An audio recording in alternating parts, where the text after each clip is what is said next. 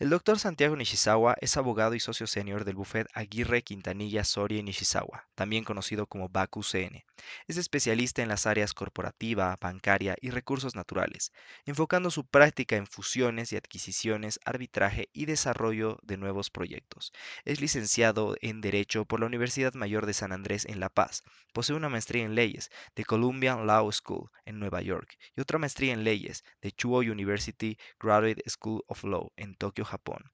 Trabajó un periodo en O'Malbany Myers, en la oficina de Nueva York.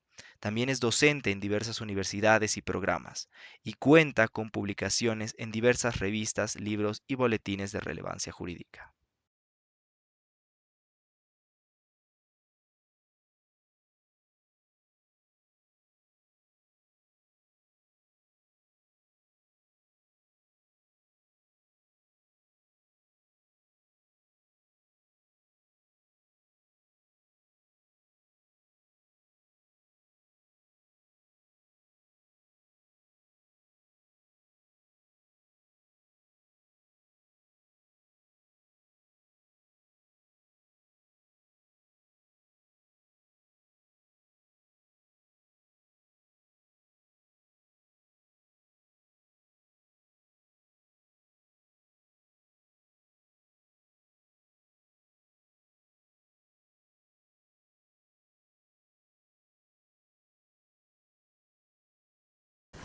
Doctor, muchas gracias por estar con nosotros esta tarde.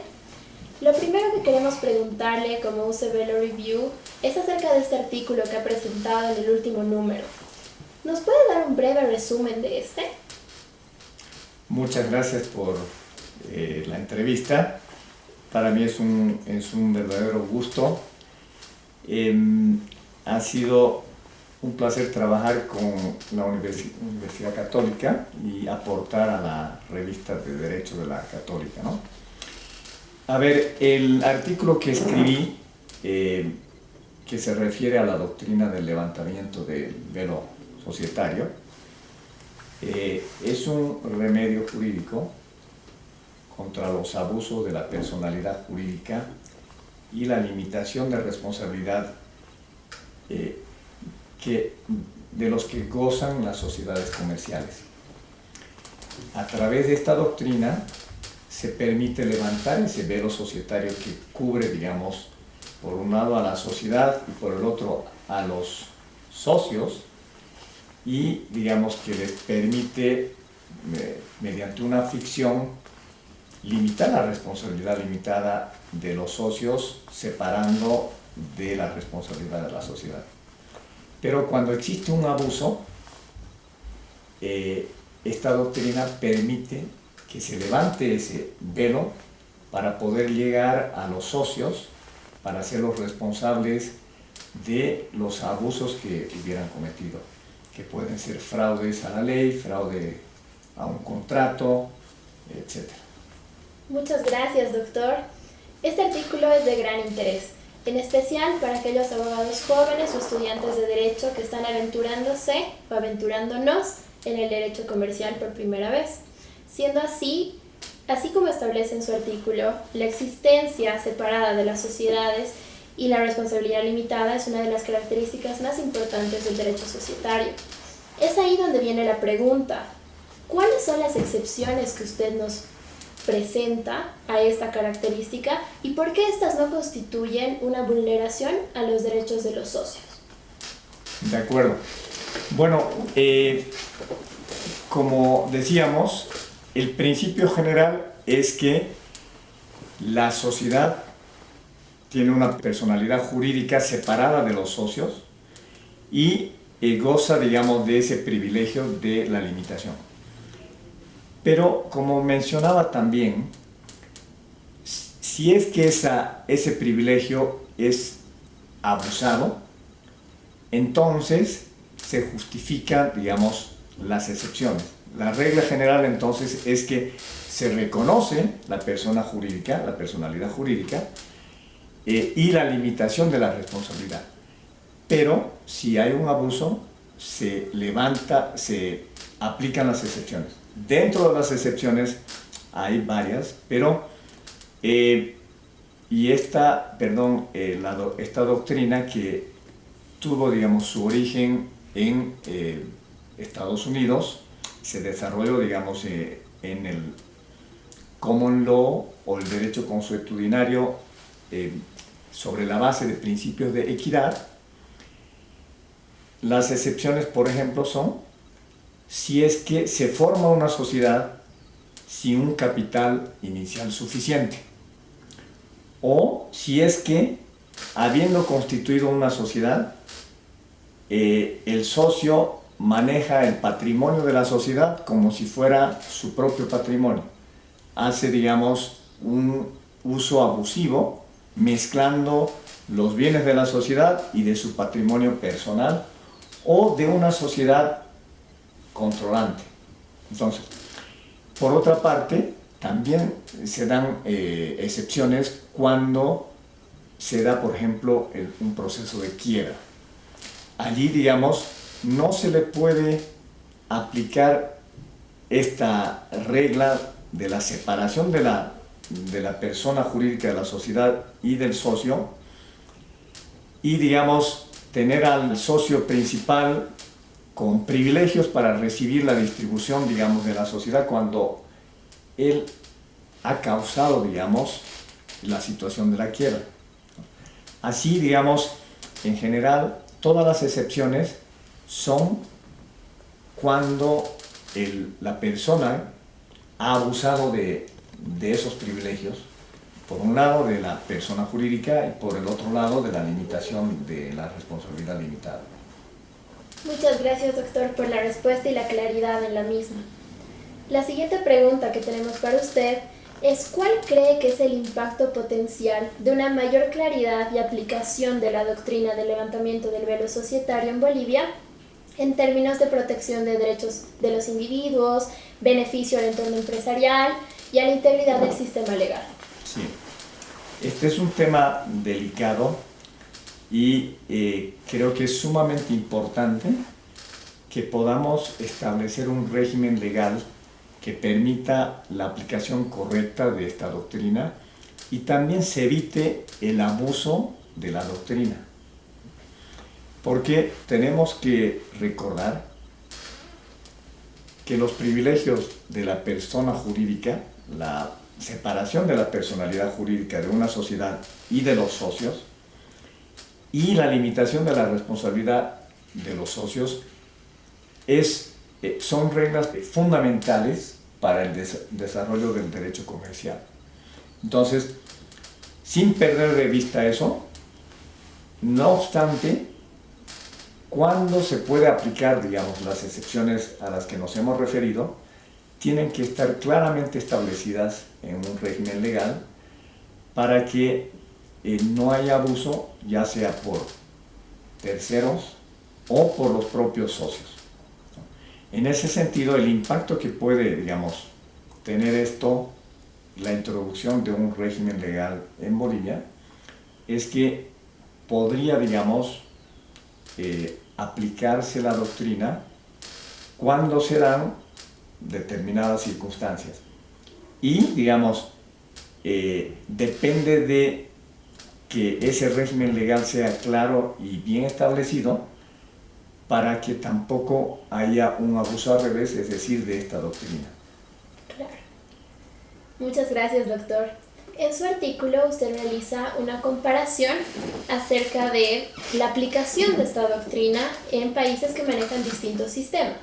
Siendo así, ¿podría explicarnos algunas diferencias de nuestros países latinoamericanos y, por ejemplo, los países del Common Law en la aplicación de esta? Claro. Es una pregunta muy buena, pero complicada de responder. A mi modo de ver, la diferencia fundamental en estos sistemas es que en el Common Law, digamos, la ley escrita no es que sea menos importante, pero se les da una facultad mucho más amplia al juez para que puedan, dependiendo de los casos, ir desarrollando la ley. Entonces, los jueces se convierten en creadores de la ley en el common law, ¿no? A través de los diferentes casos.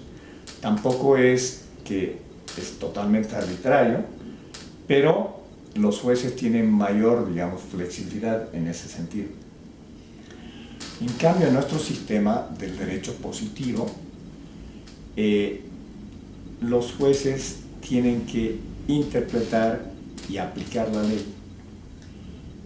Y no pueden, digamos, salirse libremente de ese marco.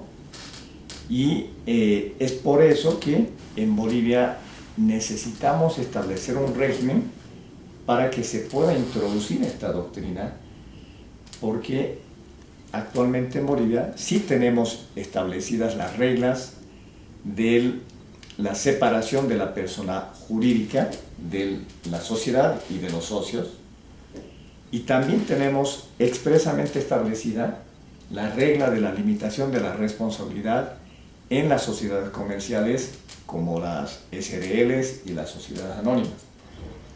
Entonces, cuando tenemos las reglas en ese sentido, no se puede aplicar la doctrina del levantamiento a menos que también existan reglas claras en un régimen legal. Entonces, yo diría, digamos, esas son algunas diferencias que vale la pena tener en mente. Muchas gracias, doctor, por su respuesta. Y bueno, como última pregunta, un tema que nos llamó mucho la atención al analizar su artículo fue que no existe jurisprudencia relevante con respecto a su temática en nuestro país. Es así que la pregunta es si es que la razón de esto, a su parecer, es que no existe un régimen legal específico para esta doctrina o si es que hay alguna razón más. Sí. Gracias. Es una pregunta muy interesante y primero pienso que una de las razones es esa, que no existe un régimen legal que permita la aplicación de la doctrina, pero por otro lado, en Bolivia se han desarrollado ciertas prácticas que han tal vez dificultado la introducción de esta doctrina. Y estas prácticas se refieren, mencioné también un poco en el artículo, no obstante a esos principios de la separación de la personalidad jurídica de la sociedad, de la de los socios, y la limitación de la responsabilidad limitada de los socios en las SRLs o SAs. Si ustedes han estudiado un poco, digamos, los bancos exigen a las sociedades, inclusive con patrimonio propio bastante grande, etc., en el momento de otorgar créditos, normalmente requieren que el socio principal o los socios principales firmen dando garantía personal. Entonces, los bancos de alguna manera están desconociendo la separación de la personalidad jurídica o se están adelantando a levantar el velo societario para poder, digamos, exigirle al socio si el día de mañana, por si acaso, la sociedad incumpliese. Entonces, en la mayoría de los casos en Bolivia ocurre eso, por un lado. Segundo, y a pesar de que hay otros elementos, la otra posible razón es que en Bolivia existe una tendencia a la judicialización y criminalización de los contratos.